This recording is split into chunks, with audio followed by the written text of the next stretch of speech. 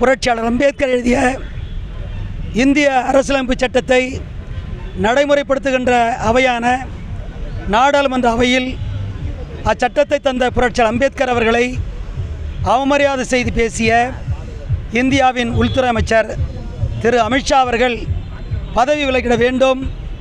அவர் குறைந்தபட்சம் தார்மீக பொறுப்பேற்று பொது மன்னிப்பு அவையில் கேட்டிட வேண்டும் என்கிற கோரிக்கைகள் நாடு முழுவதும் வலுத்து வருகிறது.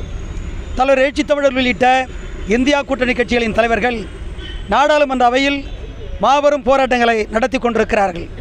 தலைவர் எழுச்சி தமிழர் அவர்கள் புரட்சியாளர் அம்பேத்கர் விஸ்வரூபம் எடுக்கிறார் என்று சொன்னது இன்றைக்கு நடைமுறையில் இந்தியாவே இன்றைக்கு போராட்ட களத்தை முன்னெடுத்து வருகிறார்கள். அந்த வகையில் விடுதலை சிறுத்தைகள் ஆங்காங்கே போராடி கொண்டிருக்கிற நிலையில் தென்சென்னை தெற்கு மாவட்டத்தின் சார்பில் இங்கே திருவான்மூரில் மாவட்ட செயலாளர் வழக்கறிஞர் இளையா அவர்களின் தலைமையில் மாபெரும் கண்டன ஆர்ப்பாட்டம் இப்பொழுது நடந்திருக்கிறது.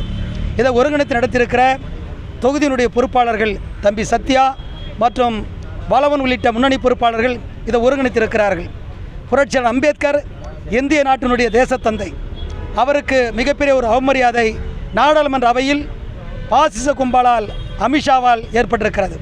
உலக நாடுகளில் சட்டத்தை எழுதிய தலைவர்களை புகழ்ந்து அவர்களுக்கு விழாக்கள் எடுத்துக்கொண்டிருக்கிற நிலையில் இந்திய நாட்டில்தான் புரட்சியாளர் அம்பேத்கர் அவமரியாதைக்குள் ஆக்கப்படுகிறார்கள். இதை கண்டித்து விடுதலை சிறுத்தைகள் ஆங்காங்கே போராட்டம் நடத்தி கொண்டிருக்கிறோம்.